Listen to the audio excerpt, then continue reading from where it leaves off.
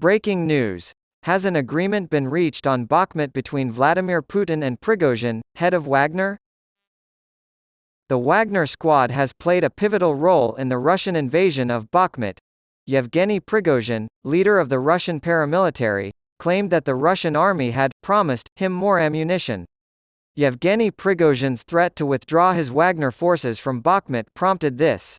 Yevgeny Prigozhin, criticizing Russian military leaders for the situation in Bakhmut, claimed that the leaders had promised to supply the troops with all the ammunition and weapons necessary to carry on with the operations.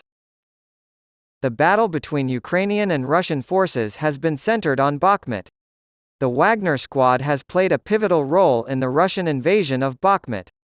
While threatening to withdraw Wagner units from Bakhmut because, in the absence of ammunition, they are facing a senseless death, the Wagner chief added that they had been assured that everything necessary will be provided to fighters in the area.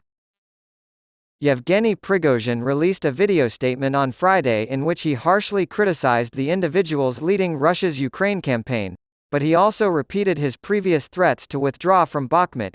Yevgeny Prigozhin had said on May 10 that he would withdraw his fighters, and withdraw Wagner units to rear camps to lick our wounds, if he did not receive more support.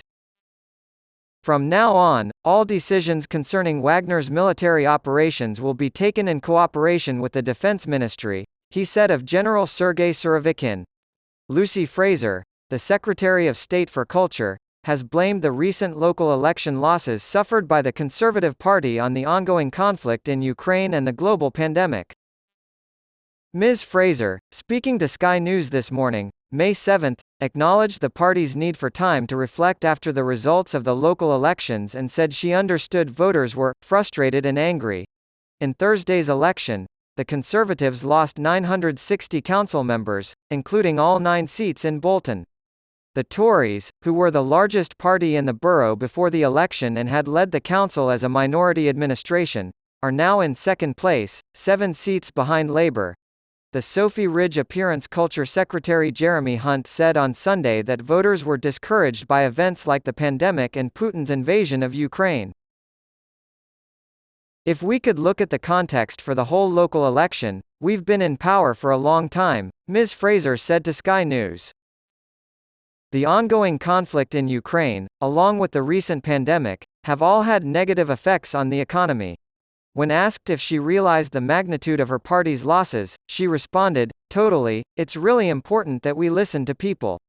I understand the discontent and hostility people feel." She went on to say that she understood that the outcomes were not good, and that she was confident that the team would be able to improve moving forward. Ms. Fraser insisted, despite the outcomes, that Prime Minister Rishi Sunak was winning back public support by, quietly, implementing his 5 priorities. She said, "I completely recognize we've had a really difficult few years. After 6 months in office, I believe the Prime Minister has the country back on track and is making progress. I believe the British public is beginning to have more faith in us." She told BBC's Laura Kunzberg on Sunday programme host Laura Kunzberg, "We absolutely need to reflect," when asked if the Tories needed to offer more than Mr. Sunak's promises from January.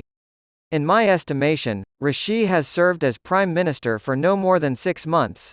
A quote from Kunzberg, "It's not 5 minutes, it's 6 months. It's not 5 minutes, but these are huge challenges," Ms. Fraser said in response.